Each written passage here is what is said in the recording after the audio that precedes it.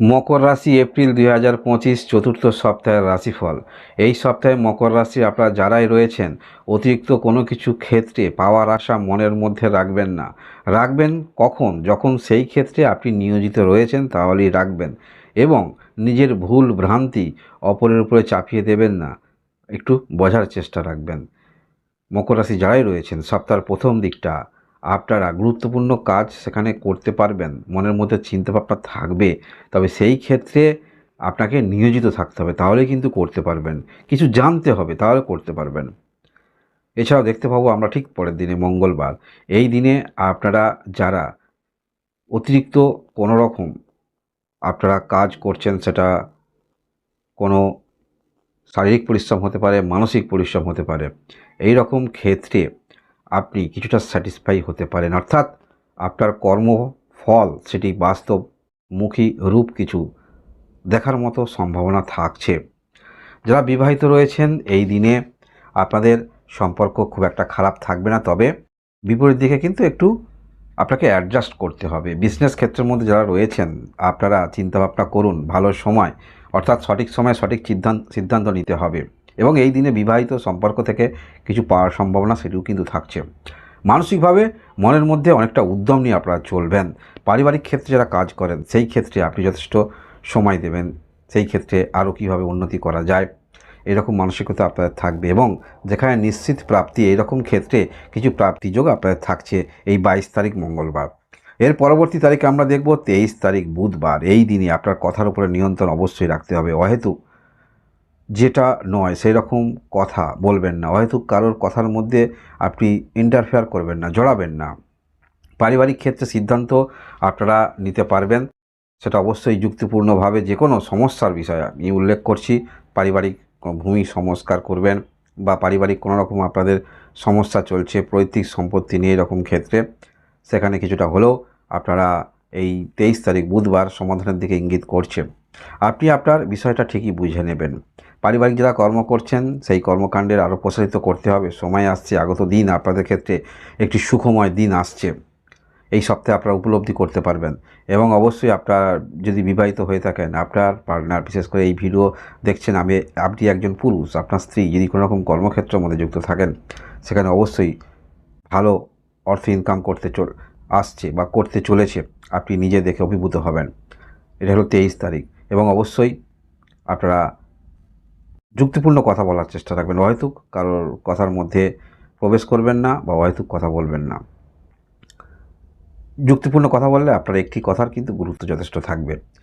এর পরবর্তী তারিখ 24 তারিখ। এই দিনে আপনার যথেষ্ট কর্মদক্ষতা বৃদ্ধি হচ্ছে।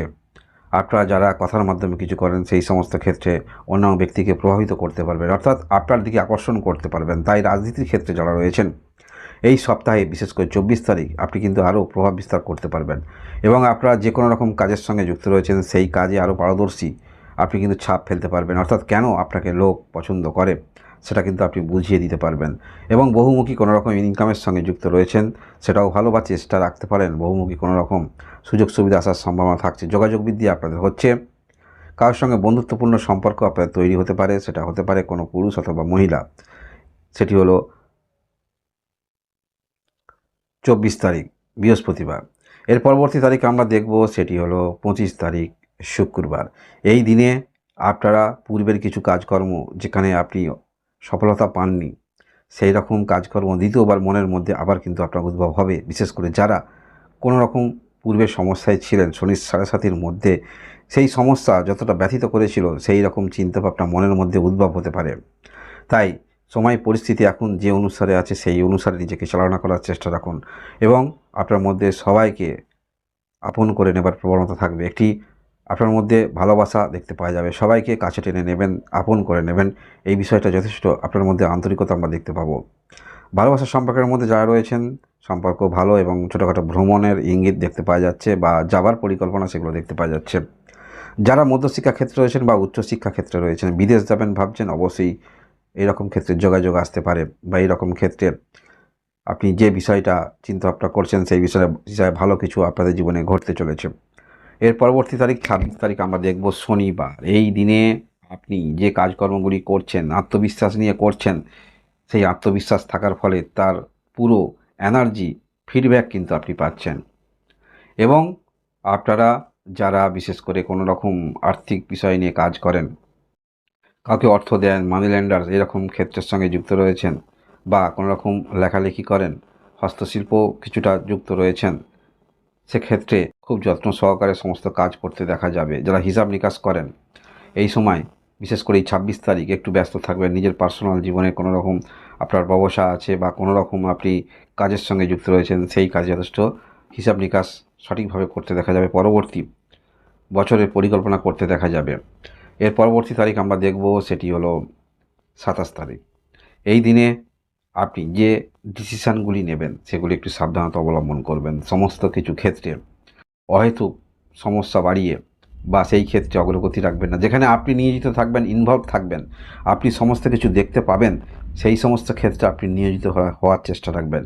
অহেতুক যেখানে আপনি সময় দিতে পারবেন না বা ততটা আপনার সেখানে অভিজ্ঞতা নাই, তাহলে বলবো এখান থেকে আপনাকে সরে আসাই যথেষ্ট ভালো।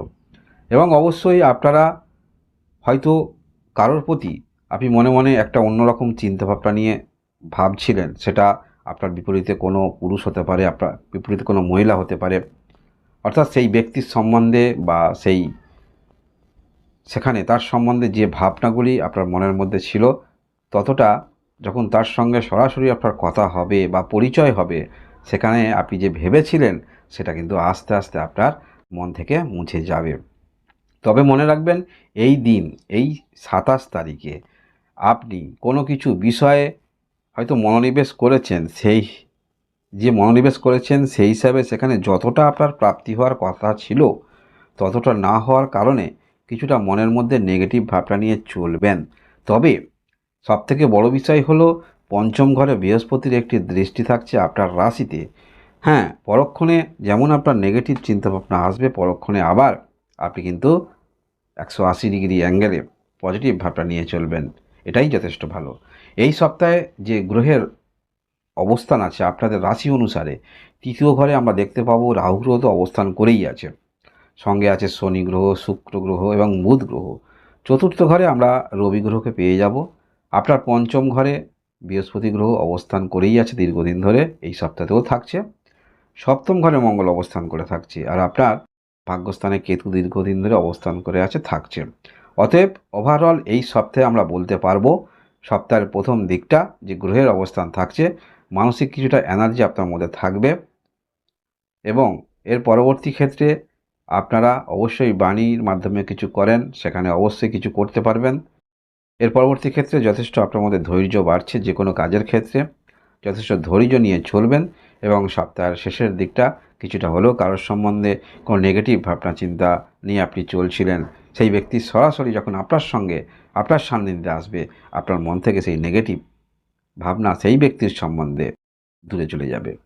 এই হলো আপনাদের মকর রাশি এপ্রিল মাস 2025 সাল চতুর্থ সপ্তাহের রাশিফল। ধন্যবাদ।